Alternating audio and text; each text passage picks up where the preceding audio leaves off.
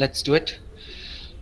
मेरी स्क्रीन आप लोगों को विजिबल हो रही होगी, सो वहीं से शुरू करते हैं। सो इस लेक्चर का फ्लो क्या होगा, will start with the definition of software, फिर देखेंगे अलग अलग टाइप के सॉफ्टवेयर्स क्या होते हैं और थोड़ा सा ब्रीफली डिस्कस करेंगे ऑपरेटिंग सिस्टम को।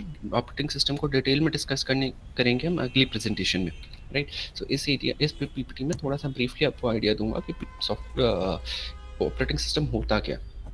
जैसे कि मैंने कल की क्लास में आपको ऑलरेडी डेफिनेशन दी थी, हार्ड और डिफरेंस बताया था हार्डवेयर एंड सॉफ्टवेयर का, और ये भी बताया था कि ये दोनों आपस में कैसे मिलके काम करते हैं। So let's discuss it quickly, recap लेते हैं। हार्डवेयर कौन से थे, वो सारे physical Sir, your components. screen is not showing here. It's not visible, एक मिनट दोबारा, Yes, late sir. Me present again.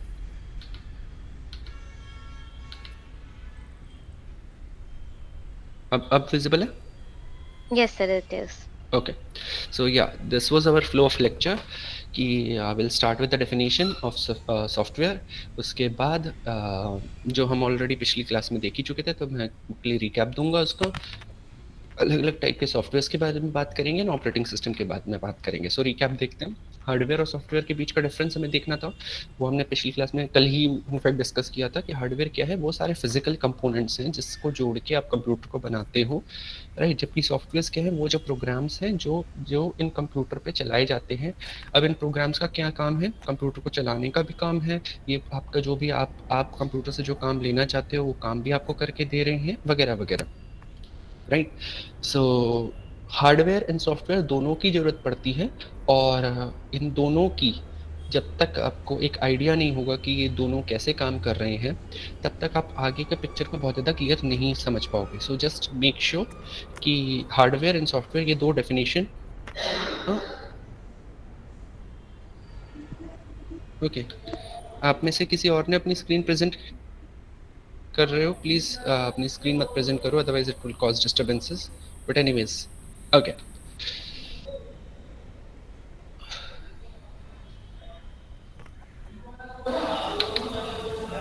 Is it fine? मेरी स्क्रीन विजिबल है ना? Right, okay. Yes, sir. Okay, so let's start. Okay, so terminology, कुछ basic terms समझते हैं। हमने अभी बात की कि ये प्रोग्राम्स हैं जिन्हें कंप्यूटर एग्जीक्यूट कर रहा है। तो प्रोग्राम्स क्या होते हैं? सब प्रोग्राम्स कोई भी इंस्ट्रक्शंस हो सकती है, कुछ कमांड्स हो सकती है, या कोई भी कोड हो सकता है जिससे आप कंप्यूटर को कुछ इंस्ट्रक्शंस दे रहे हो, या कोई काम करना सिखा रहे हो, या काम करने का आदेश दे रहे हो। ये सारा काम मतलब इस चीज़ों के लिए हम प्रोग्राम्स को यूज़ करते हैं, और प्रोग्राम्स किस भाषा में होने चाहिए। जैसे मैं आपसे कुछ काम करने को कहूँगा तो मुझे इस भाषा का इस्तेमाल करना पड़ेगा जो आपको समझ में आती है। अगर मैं कोई ऐसी लैंग्वेज बोलूँगा जो आपको समझ में नहीं आती, तो आप वो काम नहीं कर पाओगे जो मैं आपसे करवाना चाहता हूँ। In the very similar way, computer से जब भी आप कुछ काम करवाना चाहते हो तो आपको वो लैंग्वेज का इस्तेमाल करना पड़ेगा जो कंप्यूटर को समझ में आती है। और वो लैंग्वेजेस कौन सी? Programming languages, right. So programming languages वो सारी लैंग्वेजेस हैं जिन्हें को यूज़ करके हम कंप्यूटर्स को अपनी इंस्ट्रक्शंस वगैरह देते हैं, एंड इनकी हेल्प से आगे कंप्यूटर से अपना काम करवाते हैं, राइट। सो कुछ एग्जांपल्स, आप में से कुछ नाम आप लोगों ने सुने होंगे, कुछ नाम आपने नहीं सुने, बट ये कुछ एग्जांपल्स हैं प्रोग्रामिंग लैंग्वेज के। असेंबली लैंग्वेज है, सी है, सी प्लस प्लस है, जावा है, पाइथन है, एच टी एम एल है, वगैरह वगैरह। एच टी एम एल, या अगर इंटरनेट आपने अगर यूज़ किया होगा तो आपको थोड़ा बहुत एच टी एम एल के बारे में आइडिया होगा। अगर आपने स्कूल लेवल में, आप में से किसी ने 11th-12th में प्रोग्रामिंग की होगी, तो या तो आपने पाइथन पढ़ी होगी उस वक्त, या तो आपने सी प्लस प्लस पढ़ी होगी, वगैरह, ठीक है। सो ये कुछ प्रोग्रामिंग लैंग्वेजेस है। अब इतनी सारी लैंग्वेजेस की क्या ज़रूरत है? ऑफ कोर्स इतनी सारी लैंग्वेजेस की इसलिए ज़रूरत है कि जैसे हम अपनी नेचुरल लैंग्वेजेस की बात करते हैं तो अलग अलग एरिया में अलग अलग रिक्वायरमेंट्स के हिसाब से अलग अलग लैंग्वेजेस बोली जाती है। वैसे ही कंप्यूटर के लिए अलग अलग टाइप के काम करने के लिए, अलग अलग टाइप के इंस्ट्रक्शंस देने के लिए आपकी ये प्रोग्रामिंग लैंग्वेजेस यूज़ होती हैं। Is it fine? ठीक है। सो Yes, sir. लेट्स अंडरस्टैंड कि सॉफ्टवेयर कैसे काम कर रहा है, राइट। सो इस डायग्राम को देखो। इस डायग्राम में मैंने 3 सर्कल्स ड्रॉ किए हुए हैं। दे आर कॉन्सेंट्रिक सर्कल्स, एक के ऊपर एक है। सबसे अंदर वाला जो सर्कल है जो डार्क ग्रीन से, उसको मैं कह रहा हूँ ये हार्डवेयर है। मीन्स हार्डवेयर को एक्चुअली हम उससे काम करवाना चाहते हैं, उससे काम चलवाना चाहते हैं। सबसे बाहर वाला जो येलो कलर का सर्कल दिख रहा है आपको, ऑरेंजिश येलो, वो यूज़र है। यूज़र मीन्स जो भी इस कंप्यूटर को यूज़ कर रहा है, आप हो सकते हो, मैं हो सकता हूँ, या कोई और भी हो सकता है जो इस कंप्यूटर को या उस डिवाइस को यूज़ कर रहा है। तो हम यूज़ करने का मतलब क्या है, हम एक्चुअली हार्डवेयर से काम करवाना चाह रहे हैं। अभी हार्डवेयर से हम डायरेक्टली नहीं काम करवाते, हम सॉफ्टवेयर की हेल्प से काम करवाते हैं। तो सॉफ्टवेयर एक तरह से हार्डवेयर एंड यूज़र के बीच का इंटरफेस है, राइट। सो हार्डवेयर से जो काम करवाना है वो यूज़र सॉफ्टवेयर को कहेगा, सॉफ्टवेयर हार्डवेयर से वो काम करवाएगा। मीनवाइल हार्डवेयर जब कोई काम कर रहा होगा, उसका आंसर यूज़र को कैसे देगा, वो सॉफ्टवेयर की हेल्प से आपको देगा, राइट। सो जब तक सॉफ्टवेयर नहीं होगा, यूज़र डायरेक्टली हार्डवेयर से काम नहीं ले सकता। Is it fine? Okay. Now let's understand basic types of software. So कुछ सॉफ्टवेयर के टाइप्स में आपके साथ डिस्कस करता हूँ। मेनली दो कैटेगरीज हैं सॉफ्टवेयर की, एक है एप्लीकेशन सॉफ्टवेयर, दूसरा है सिस्टम सॉफ्टवेयर, राइट। सो इन दोनों को समझते हैं, फिर उसके बाद उनकी सब कैटेगरीज या सब सेक्शंस को फर्दर डिस्कस करेंगे। एप्लीकेशन सॉफ्टवेयर, एप्लीकेशन सॉफ्टवेयर कौन से हैं ये, अगर आप ध्यान देखो, इसका अगर नाम को देखोगे तो सबसे पहले 3 लेटर क्या है, APP, ऐप, राइट। ऐप का क्या मतलब है, जो आप मोबाइल में ऐप्स यूज़ कर रहे हो, ये वही ऐप है, राइट। सो एप्लीकेशन सॉफ्टवेयर, जब भी आप ऐप कहते हो कि मैंने मोबाइल में ये ऐप डाउनलोड की है, इसका मतलब है आप एक्चुअली शॉर्ट फॉर्म में कह रहे हो कि मैंने ये एप्लीकेशन सॉफ्टवेयर डाउनलोड किया, right. So there are large number of application software. Application software का काम क्या होता है, सो एप्लीकेशन जो भी आप उससे काम करवाना चाहते हो कंप्यूटर से, आप कंप्यूटर को चाहते हो कि वो आपके लिए कैलकुलेशंस कर दे, या आप कंप्यूटर से गाना बजवाना चाहते हो, कंप्यूटर से डॉक्यूमेंट लिखवाना चाहते हो, या प्रेजेंटेशन बनाना चाह रहे हो, या अभी हम गूगल मीट की कॉल कर रहे हैं, या आप जीमेल यूज़ कर रहे हो, जो भी इस टाइप की चीज़ें यूज़ कर रहे हो, ये सारे आपके ऐप्स हैं या एप्लीकेशन सॉफ्टवेयर है। तो जनरली जो भी ऐसे काम हैं जो हम कंप्यूटर से करवाना चाह रहे हैं, वो एप्लीकेशन सॉफ्टवेयर करते हैं। जबकि on the other hand system software वो सॉफ्टवेयर है जो कंप्यूटर को चलाने के लिए यूज़ हो रहे हैं, राइट। तो ज़्यादातर ये जो सॉफ्टवेयर होते हैं, या तो इन्हें प्रोग्रामर्स यूज़ कर रहे होते हैं, या ये बैकग्राउंड में अपने आप चल रहे होते हैं। जनरल यूजर्स जो होते हैं, जिन्हें बहुत ज़्यादा नॉलेज नहीं होती, वो इन सिस्टम सॉफ्टवेयर्स को ज़्यादा छेड़खानी नहीं करते, ये इनके साथ उनको डायरेक्टली यूज़ नहीं कर रहे होते, ये पीछे बैकग्राउंड में अपने आप चल रहे होते हैं और ये आपकी काम को आसान करते हैं, right.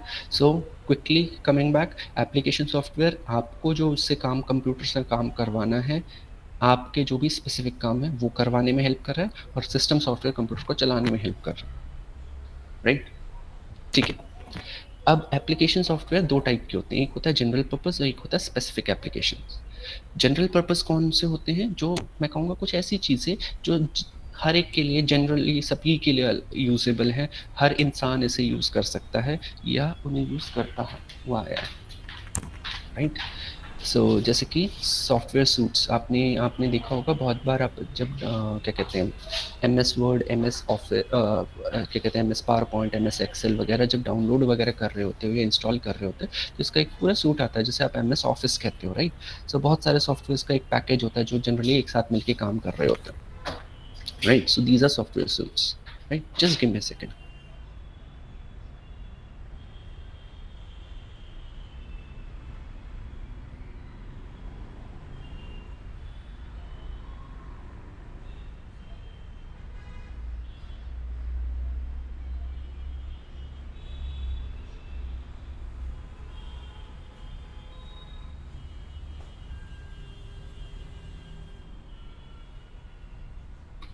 Hello.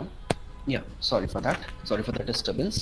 Okay, coming back to this. So जब हम बात कर रहे थे, so जनरल पर्पस सॉफ्टवेयर्स की, जैसे वेब ब्राउज़र किसके लिए यूज़ होते हैं, इंटरनेट को एक्सेस करने के लिए। आप जो अलग अलग टाइप के सॉफ्टवेयर यूज़ करते हो उसे हम वेब ब्राउज़र कहते हैं, जैसे गूगल क्रोम है, मोजिला फायरफॉक्स है, या जैसे आज के टाइम में आप विंडोज़ में आप देखते हो कौन सा यूज़ होता है, विंडोज़ में नए माइक्रोसॉफ्ट का कौन सा ब्राउज़र आपके लोगों के विंडोज़ 10 में होता है? विंडो 10 नहीं, वो तो ऑपरेटिंग सिस्टम है।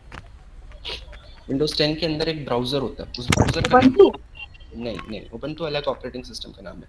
आपने अगर जिसके पास लैपटॉप होगा और उसमें विंडोज 10 डला होगा, उसमें एक आपने देखा होगा एक पर्टिकुलर टाइप का ब्राउजर उसमें होता है जिसका नाम है माइक्रोसॉफ्ट एज। एक ब्लू कलर का सिंबल यस होता है। सर, माइक्रोसॉफ्ट एज एक राइट, वो एक ब्राउजर है। सिमिलरली ईमेल आप जनरली हर एक बंदा इस्तेमाल कर रहा है, राइट? भले आप जीमेल का यूज़ कर रहे हो, हॉटमेल का जी सर, रेडिट जी यूज़ जी, कर रहे हो, अभी याहू हमने का कर देखा। रहे हो, तो ये सारा ईमेल्स है, right? Similarly word processing, MS word में टाइप कर रहे हो, नॉर्मल नोटपैड में टाइप कर रहे हो, या नोटपैड प्लस प्लस में टाइप कर रहे हो, या गूगल डॉक्स में टाइप कर रहे हो, ये सारे आपके वर्ड प्रोसेसिंग सॉफ्टवेयर है। वर्ड प्रोसेसिंग क्या करते हैं, वो सारे नॉर्मल चीज़ें जैसे कि टाइपिंग कैसे करनी है, आपको एडिटिंग कैसे करनी है, उसका डिस्प्ले फॉर्मेट कैसे निकालना है, प्रिंटआउट्स कैसे निकाल सकते हैं, नोटिफिकेशंस कैसे कर जा सकती हैं, मार्जिन्स कैसे बनाते हैं, फॉन्ट वगैरह चेंज करना, स्पेलिंग चेक करना, ये सारी चीज़ें आपकी वर्ड प्रोसेसिंग आपको प्रोवाइड करते हैं। स्प्रेडशीट्स वगैरह, टेबल वगैरह बनाने के लिए, एक्सेल वगैरह, गूगल की अपनी गूगल की स्प्रेडशीट्स हैं वगैरह वगैरह।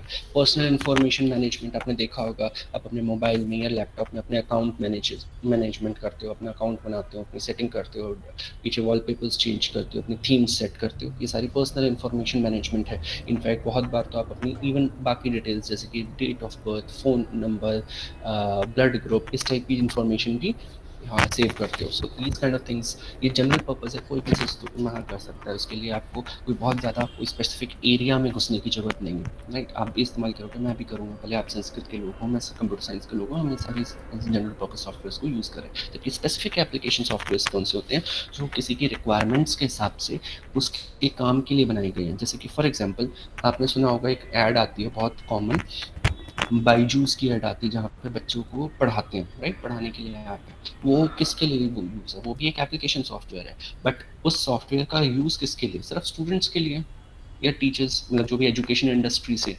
उसके बाहर के लोगों के लिए मे बी जो एक हाउसवाइफ है, या मोस्ट प्रोबेबली या एक इंजीनियर है, या एक डॉक्टर है, वो उसे यूज़ नहीं कर रहा होगा। वैसे ही कुछ आपकी ऐप्स होती हैं जो फॉर एग्जांपल आप में से जो ज्योतिष के स्टूडेंट्स हैं उन्होंने देखा होगा, कुंडली बनाने की ऐप होती है, राइट? सो वो ऐप एक स्पेसिफिक एप्लीकेशन ऐप है जिसमें सिर्फ कुछ ही लोग इसे इस्तेमाल कर रहे हैं, बट उनकी स्पेसिफिक रिक्वायरमेंट्स हैं कि ऐसा ही होना चाहिए, ऐसी डिस्प्ले होनी चाहिए, इस टाइप की चीज़ आनी चाहिए, ये मैं एंट्री भरूँगा तो ये ऐसा होना चाहिए, वगैरह वगैरह। तो these are called specific application apps, right?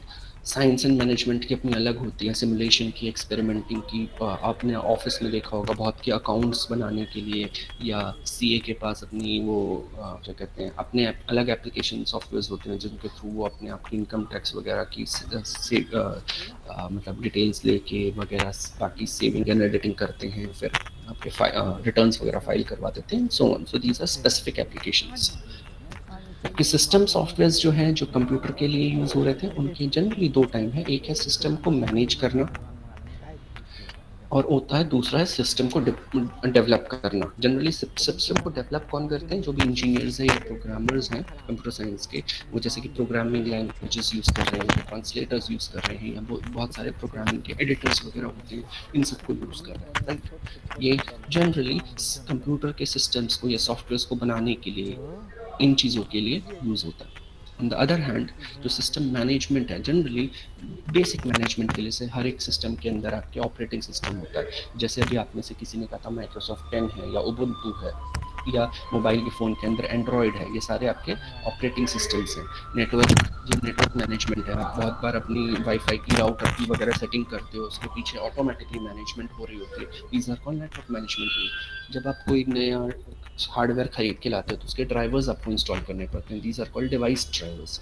वो ड्राइवर्स जब तक नहीं डले होंगे तब तक आपका सिस्टम उसको डिवाइस को चला नहीं पाता। जैसे फॉर एग्जांपल आप नया प्रिंटर लेके आए हो, तो आपको प्रिंटर का ड्राइवर जब तक नहीं डालोगे तब तक आपका कंप्यूटर प्रिंटर को यूज़ नहीं कर पाता। तो इसी को आप बहुत बार कहते हो ना, प्रिंटर इंस्टॉल कर रहे हैं। इस एक्चुअली इंस्टॉल क्या करते हो, आप सिर्फ ड्राइवर इंस्टॉल करते हो, प्रिंटर को कभी इंस्टॉल नहीं करते। प्रिंटर को तो सिर्फ बाजार से ला के खरीद के आप रख देते हो, लगा देते हो वायर के साथ में। उसके बाद आप एक्चुअली जो इंस्टॉलेशन कर रहे हो वो इस डिवाइस ड्राइवर्स की बात कर रहे हो, राइट? सो ये बहुत सारे अलग अलग टाइप के सॉफ्टवेयर्स थे, right?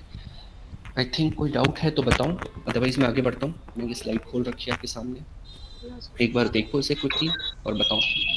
What is spreadsheets?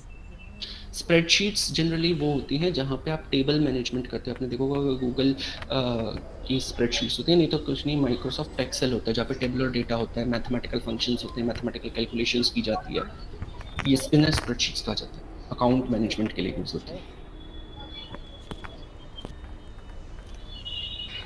Specific अगर अकाउंट मैनेजमेंट के लिए यूज होती है तो स्पेसिफिक एप्लीकेशंस में नहीं जाना चाहिए? नहीं, क्योंकि ये स्पेसिफिक अकाउंट मैनेजमेंट नहीं है, ये बिल्कुल जेनरिक अकाउंट मैनेजमेंट है। आप एक हाउसवाइफ उसे घर की ग्रॉसरी लिस्ट बनाने के लिए भी यूज़ कर सकती है, एक टीचर इसको आपके अटेंडेंस मैनेज करने के लिए भी यूज़ कर सकता है, आपके मार्क्स लगा चढ़ाने के लिए भी यूज़ कर सकता है, आप अपना घर का खर्चा निकालने के लिए या मैनेजमेंट के लिए भी यूज़ कर सकते हो। एक ऑफिस में एक बंदा आपकी सैलरी कैलकुलेट करने के लिए भी बना सकता है। ये जनरल पर्पज़ है।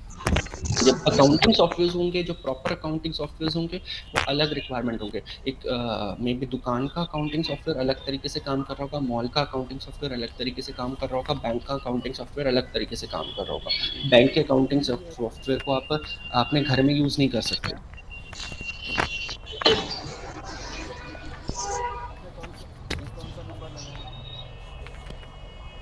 Any other question?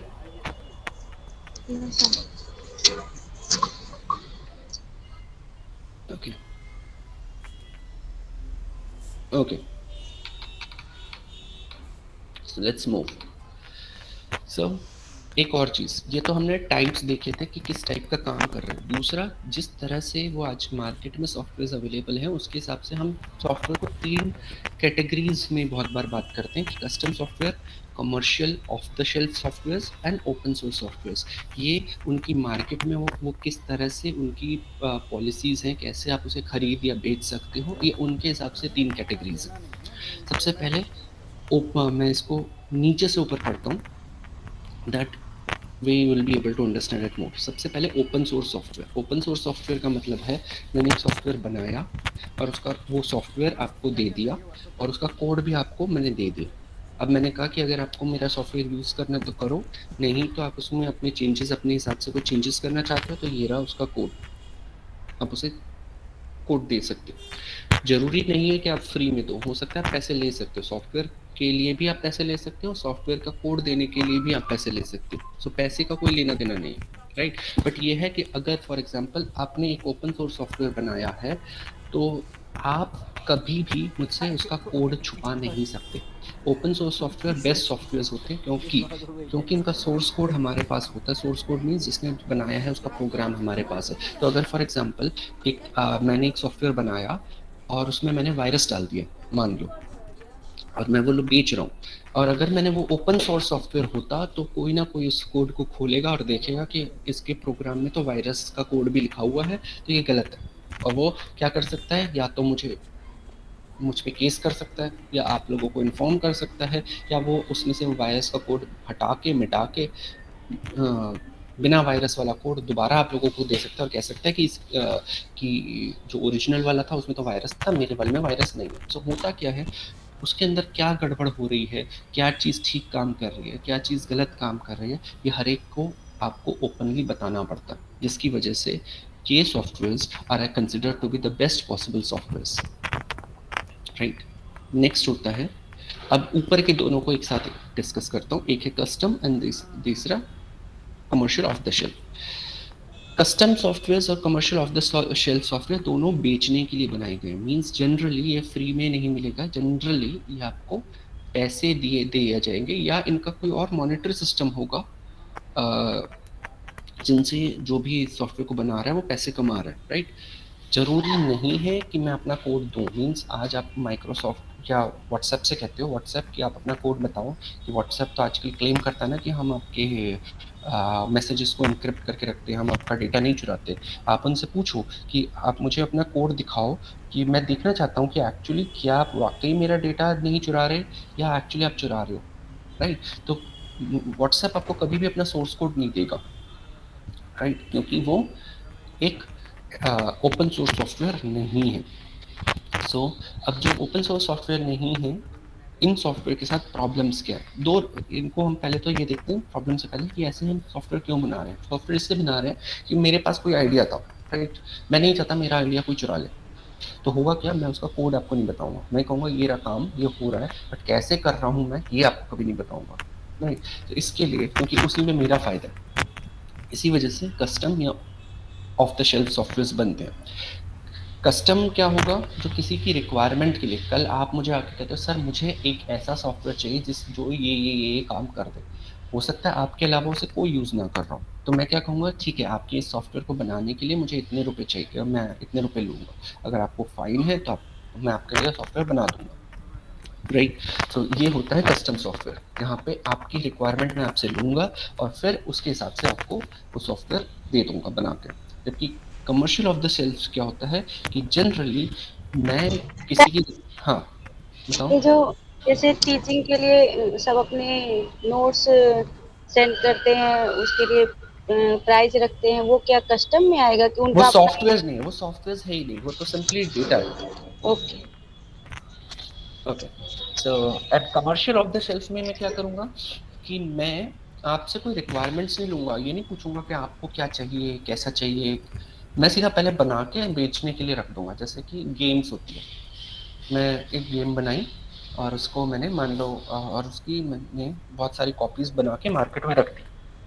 अब अगर आपको चाहिए तो आप खरीदो, नहीं चाहिए तो मत खरीदो। अगर 10 लोगों ने खरीदी, 10 की गेम सेम है, राइट। जबकि अगर वो कस्टम बनाई होती तो 10 लोग अपनी रिक्वायरमेंट बताते कि मुझे मेरी गेम में ऐसा चाहिए, मुझे ऐसी मेरी गेम में ऐसा चाहिए, हर एक की गेम अलग तरीके से बन सकती थी, right. So these are the differences, right. Custom में मैं आपकी रिक्वायरमेंट के लिए आपके साथ बनाऊंगा, जरूरी नहीं है मैं आपका कोड आपको दूँ, सॉफ्ट कोड अभी भी मेरा है और मैं आपको आपकी रिक्वायरमेंट के हिसाब से आपका सॉफ्टवेयर बना दूंगा। कमर्शियल ऑफ द शेल्फ में क्या करूंगा, मैंने एक सॉफ्टवेयर बना के रख दिया मार्केट में, उसका जरूरी नहीं है कि मैं आपको कोड दूं, बट हाँ आपको चाहिए, पसंद आए तो आप खरीद लो। और तीसरा ओपन सोर्स, जिसमें मैं आपका सॉफ्टवेयर मैंने बना के, हो सकता है आपके लिए बनाया हो आपकी रिक्वायरमेंट लेके, या हो सकता है वैसे ही बना के रखा हुआ हो, बट जब भी मैं सॉफ्टवेयर बनाऊंगा अगर कोई मुझसे कहता है कि मुझे इसका सोर्स कोड दो तो मुझे सोर्स कोड देना पड़ेगा, भले मैं उसको पैसे लेके दूं या फ्री में दूं, right.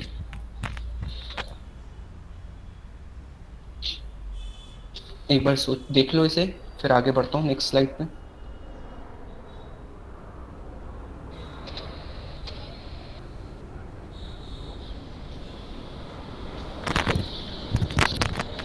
Okay, next programming languages. Programming languages क्या हैं, अभी हमने थोड़ी देर पहले डिस्कस किए, वो लैंग्वेजेस जो कंप्यूटर यूज करता है, कंप्यूटर बात करने के लिए यूज करता है। Let's understand. सबसे पहले आई थी मशीन लैंग्वेज। मशीन लैंग्वेज में क्या था, सब कुछ जीरोज एंड वंस के फॉर्म में लिखा जाता था और ये लैंग्वेज एक्चुअली दी जाती थी कंप्यूटर को। तो अब क्योंकि कंप्यूटर सिर्फ जीरोज एंड वंस की भाषा समझता, तो आप जीरोज एंड वंस में सब कुछ लिख के देते हो। आप समझ सकते हो कि आम इंसान इस लैंग्वेज को इस्तेमाल नहीं कर सकता। क्यों नहीं कर सकता, क्योंकि उसके लिए पॉसिबल ही नहीं होगा जीरोज एंड वंस की लैंग्वेज को सीखना। Is it fine? ओके। जबकि ऑन द अदर हैंड इस लैंग्वेज में प्रॉब्लम्स होने के बावजूद ये बहुत फास्ट थी। ये फास्ट क्यों थी, क्योंकि जो कंप्यूटर को समझ में आता है जीरोज एंड वंस, हम डायरेक्टली उसे वैसी फॉर्म में दे रहे हैं। तो जैसे आप कहते हो ना कि जब आप बीमार पड़ते हो तो आपको ग्लूकोज चढ़ाया जाता है। ग्लूकोज क्यों चढ़ाया जाता है, क्योंकि डायरेक्टली वो आपके ब्लड में एब्जॉर्ब हो जाता है। आपको चीनी खिलाने की जगह पे आपको ग्लूकोज ड्रिप चलाई जाती है, राइट। बिल्कुल वैसे ही मशीन लैंग्वेज डायरेक्टली कंप्यूटर के साथ की लैंग्वेज है, कंप्यूटर डायरेक्टली इसे समझ सकता था। बट इसमें सिर्फ प्रॉब्लम क्या थी, प्रॉब्लम ये थी आम इंसान इसे यूज़ नहीं कर पाता था ढंग से। तो इसकी वजह से इसके बाद सेकंड जनरेशन लैंग्वेज बनाई गई, जिसमें क्या किया गया, ज़्यादातर कोड छोटे छोटे वर्ड्स में लिखा गया। और वो छोटे छोटे वर्ड्स कैसे थे, ऐड करो, सब्ट्रैक्ट करो, मल्टीप्लाई करो, इधर इसे ट्रांसफ़र करो, इसे सेव करो, इसे लोड करो, इस टाइप की छोटी छोटी चीज़ें बताई। जैसे छोटे बच्चे को हम क्या सिखाते हैं, जब नई नई लैंग्वेज सिखाई जाती है तो हम एक एक शब्द बोलते हैं उसके साथ। हम क्या कहते हैं, मत करो, करो, इधर आओ, उधर जाओ, हम पूरा पूरा सेंटेंस नहीं बोल रहे होते। वैसे असेंबली लैंग्वेज ऐसे छोटे छोटे इंग्लिश वर्ड से बनी हुई थी जो डायरेक्टली मशीन लैंग्वेज में कन्वर्ट हो जाती थी और कंप्यूटर से समझ पाता था, ठीक है। उसके बाद थर्ड जनरेशन पे पहुंचे। थर्ड जनरेशन में कुछ ऐसी लैंग्वेज बनाई गई जो ज़्यादातर सारा काम कर पा रहे थे, राइट। हर टाइप की चीज़ों के लिए प्रोग्रामिंग आप इस पर कर पा रहे थे, जैसे कि सी थी, C++ थी, जावा, पाइथन, याद देखो, C#। ये सारी लिस्ट मैंने आपके सामने लिखी हुई है, राइट। ज़्यादातर लैंग्वेजेस ये 70s 80s 90s के टाइम में ये बहुत इनमें काम हुआ, बहुत इनमें स्पेसिफिकली इनमें बहुत आगे रिसर्च हुई और इसने ऑलमोस्ट हर टाइप की चीज़ों का हर टाइप का काम करना शुरू कर दिया। फिर आया हम फोर्थ जनरेशन लैंग्वेजेस में। फोर्थ जनरेशन लैंग्वेज क्या थी, कुछ बहुत स्पेसिफिक टाइप के कामों को बहुत अच्छी तरह से एफिशिएंटली करने के लिए यूज़ हो रही थी, जैसे कि एसक्यूएल। अब मुझे नहीं पता आपने कभी यूज़ किया है या जानते हो उसके बारे में, बट ये क्वेरी लैंग्वेज है, डेटाबेसेस के लिए यूज़ होती है। आर एक बहुत अच्छी प्रोग्रामिंग लैंग्वेज है, बहुत एफिशिएंट एंड फास्ट लैंग्वेज है, जो अगेन मैथमेटिकल चीज़ों के लिए काम आती है, राइट, आर्टिफिशियल डेटा माइनिंग वगैरह के लिए। लास्ट आता है fifth generation language. Fifth generation language वो है जो आर्टिफिशियल इंटेलिजेंस के लिए यूज़ होने लग गई, जैसे कि नेचुरल लैंग्वेज प्रोसेसिंग, NLP। क्या होता है, जब मैं इन कंप्यूटर के साथ, आपने सुना होगा एलेक्सा को आप इंग्लिश में बोलते हो, राइट, तो आपकी भाषा अपने आप अपने वर्ड्स को समझता है, उसके हिसाब से काम करता है। आप उसे कहते हो ये गाना बजाओ, तो वो अपने आप सुनता है, फिर बताता है, उसे समझ में आता है तो वो बता देता है, अदरवाइज नहीं समझ में आता तो आपसे पूछता है, राइट, इस टाइप की चीज़ें। सो जब हम किसी से कंप्यूटर से, जब हम नॉर्मल हमारी लैंग्वेज इंग्लिश हिंदी इसमें हम बात करके चाहते हैं कि वो हमारी बात सुने समझे और हमसे बात कर पाए, इस टाइप की चीज़ें नेशनल लैंग्वेज प्रोसेसिंग में आती है। प्रोलॉग जो थी, प्रोलॉग एक अगेन आर्टिफिशियल इंटेलिजेंस की लैंग्वेज है, जिससे आप कंप्यूटर को वो इंटेलिजेंस सिखा सकते हो वगैरह वगैरह। तो ये अलग अलग टाइप की जनरेशन्स थी और ओवरऑल ये शो कर रहा है कि देखो हम कहाँ से कहाँ तक पहुँचे। जहाँ पे फर्स्ट जनरेशन में हम सब कुछ 0 और 1 के फॉर्म में कंप्यूटर को लिख के देते थे, टाइप करके देते थे, आज फिफ्थ जनरेशन में नेचुरल लैंग्वेज प्रोसेसिंग में हम सीधा उसे बोल के अपनी कमांड बताते हैं। हम एक्चुअली NLP की हेल्प से आज हम ये कर सकते हैं, हम घर के दरवाजे पे पहुँचे और उसे कहें तो वो ऑटोमेटिकली हमारा दरवाज़ा लॉक खोल दे और हमें घर के अंदर एंटर करने दे। So this is the generational shift that we have moved to. Is it fine?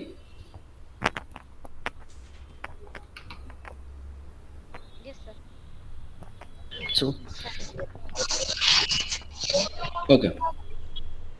Last topic आज की प्रेजेंटेशन का, उसके बाद आज का लेक्चर एंड हो जाएगा, दैट इज़ ऑपरेटिंग सिस्टम। बहुत ज़्यादा डिटेल में एक्सप्लेन नहीं करूँगा क्योंकि इस पर पूरा अपना एक हमारी PPT है, अगले PPT में इसको पूरा डिटेल में डिस्कस किया जाएगा आप लोगों के साथ। So let's understand what an operating system is.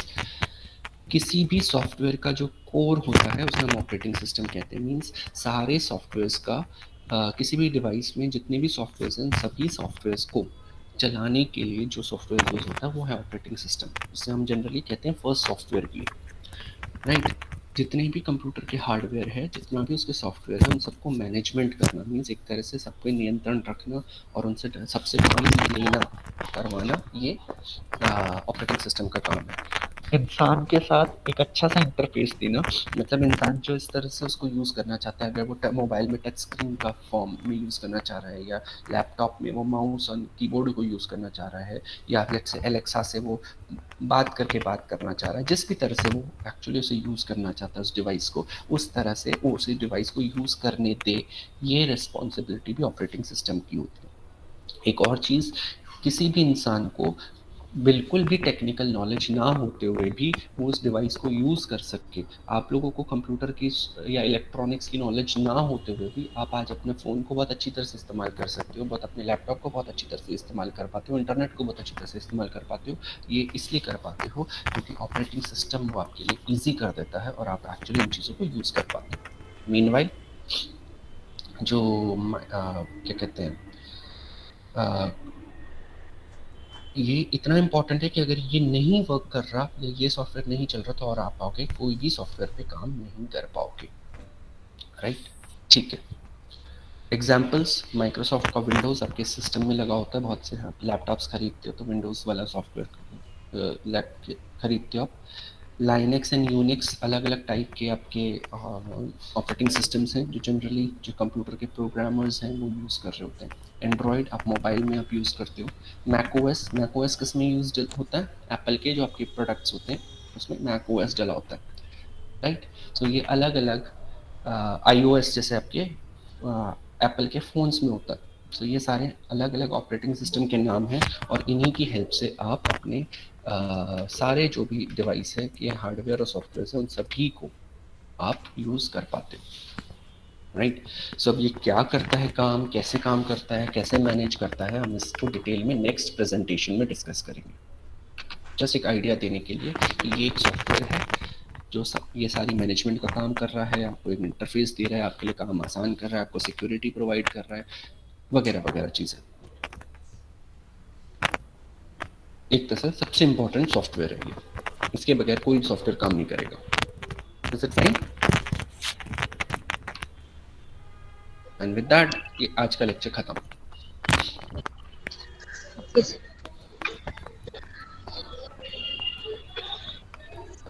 कोई डाउट, कोई issue? No, sir. No sir, लेकिन सॉफ्टवेयर टफ है।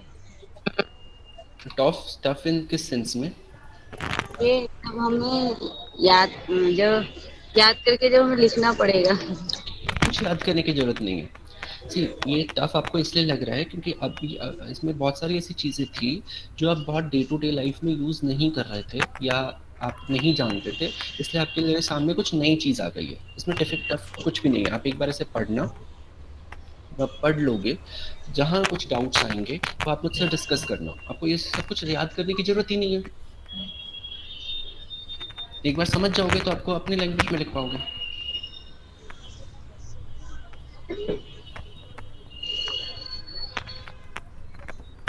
राइट? ठीक है, राइट सर। विद दिस आज के लेक्चर को मैं यहीं पे एंड कर रहा हूँ क्योंकि नए टॉपिक को मैं क्या कहते हैं, नए टॉपिक को मैं फ्रेश क्लास से ही स्टार्ट करना चाहूँगा। सर हाँ बताओ।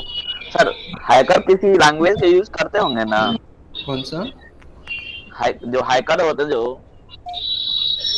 हेलो कौन होते हैं? आपकी आवाज hacker sir okay okay use करते होंगे ना वो? क्या किसी लैंग्वेज के यूज करते होंगे ना वो? हाँ, of course so hacking is like not always एक सिंगल लैंग्वेज। बहुत सारी लैंग्वेजेस यूज हो सकती है, बहुत सारे टूल्स यूज होते हैं जो अलग अलग लैंग्वेजेस में बने होते हैं। Okay sir. सी, तो मुझे देखना है सिक्योरिटी ब्रीच क्या है। वो सिक्योरिटी ब्रीच मुझे आपके साथ डिस्कस करनी है। तो अगर आपको सिक्योरिटी ब्रीच पता है तो आप, फॉर एग्जांपल, मैं इवन हैकिंग बहुत सिंपल सी चीज़ है। मैं अगर इतना ही हैकिंग का एक्चुअली मतलब क्या है, मैं आपका डेटा मैं ले रहा हूँ, चुरा रहा हूँ। बहुत बार वो डेटा इसलिए मैं चुरा पा रहा हूँ क्योंकि आप ही वो मुझे डेटा किसी तरह से दे रहे हो। राइट? कभी कभार अगर वो आप नहीं दे रहे हो तो फिर मुझे मेहनत करनी है आपके उसमें से डेटा निकालने की।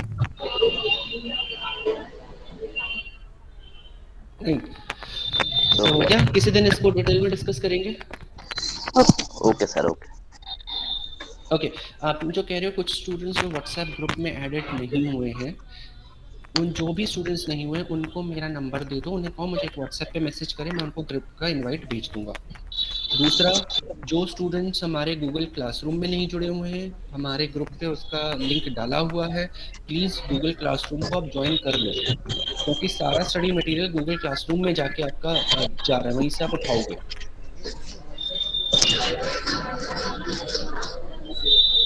ठीक है?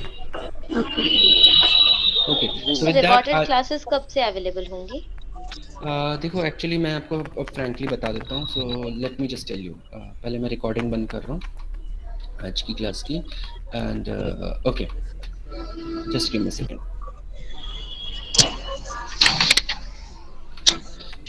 Okay, so now we are towards the end of the year और जो अब सेकेंड हाफ वाला जो दिसंबर का सेकेंड हाफ होगा अगले हफ्ते से, मैं एक लंबी छुट्टी पे जा रहा हूँ। ठीक है? तो कुछ दिनों के लिए मैं नहीं होऊंगा।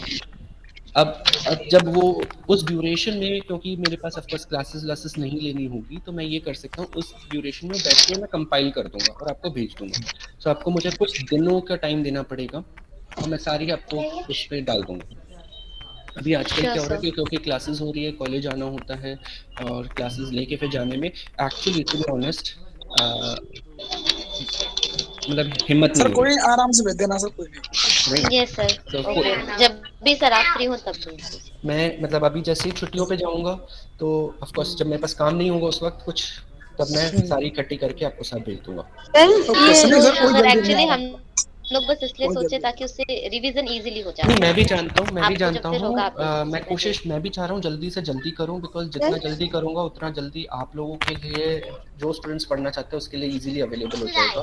सर तब तक हमारे पास नोट्स है ना, हम उनसे पढ़ लेंगे। और कोशिश करूँगा जितने जल्दी हो सके, और फिर देखते हैं आगे। सर जी, बताओ। Thank you sir. सर ये टाइमिंग फिर फ्री रहेंगे हम, मतलब 12 से 1 बजे तक यहाँ कोई क्लास नहीं स्टार्ट होगी? देखो मेरे नहीं, देखो मेरा जो स्लॉट है वो तो मेरा ही स्लॉट है, राइट? तो उस ड्यूरेशन में अब जब मैं छुट्टी पे जाऊँगा, जैसे मान लो 1 हफ्ते की अगर मैं छुट्टी पे हूँ या 10 दिन की छुट्टी पे हूँ, तो हाँ, उस ड्यूरेशन में वो टाइम आपका स्लॉट फ्री हो जाएगा। बट वो स्लॉट मैं किसी को दे नहीं सकता, क्योंकि फिर अब जब 10 दिन के बाद मैं आऊँगा और अगर वो स्लॉट आपने किसी को दे दिया या मैंने किसी को दे दिया, तो होगा क्या, फिर वापस आने के बाद फिर वो इश्यू होगा कि ये स्लॉट मेरा है या मेरा है। हाँ। राइट। हाँ, ये ज़रूर कर सकते हो कि आप जैसे फॉर एग्ज़ाम्पल आप अपने पीएचडी गाइड के साथ कोई डिस्कशन वगैरह करना चाह रहे हो, तो आप जानते हो कि इस दिन मैं 12 से 1 फ्री हूँ, तो आप यूज़ कर सकते हो। वो आपका पर्सनल लेवल यूटिलाइज़ेशन है टाइम का। राइट। और एक और कोशिश करूँगा, एक असाइनमेंट मैं आप लोगों को दे के जाऊँगा, सो दैट जो ये बीच में मैं 10-1 दिन नहीं क्या? हूँगा, तो उस ड्यूरेशन में वो असाइनमेंट आप लोग करेंगे, और सो दैट आपका उस टाइम को जो यूटिलाइज़ करना चाहे वो असाइनमेंट करने में आप उसे यूटिलाइज़ कर पाओगे। ठीक है? सर ओके सर, कोई नहीं सर, आप आराम से आओ। चलो, ठीक है, तब तक एन्जॉय, एंड यस, कल और परसों के लिए मैं आपके जो आपका वीकेंड का जो आपका काम होगा वो मैं आपको डाल दूँगा आपके उस पे, गूगल क्लासरूम पे। Okay sir. ठीक है। ओके सर, हैप्पी और हॉलीडेज। थैंक यू, एंड आप लोगों को स्टिल अगर कोई भी काम हो, कुछ डिस्कस हो करना हो, कुछ पूछना हो, आप मुझे व्हाट्सएप पे मैसेज कर सकते हो। Thank you sir, thank you. ठीक है? ओके। थैंक यू ऑल, आज की क्लास को यहीं पे एंड करते हैं। थैंक यू सर, नमस्ते सर। नमस्ते ऑल। Thank you.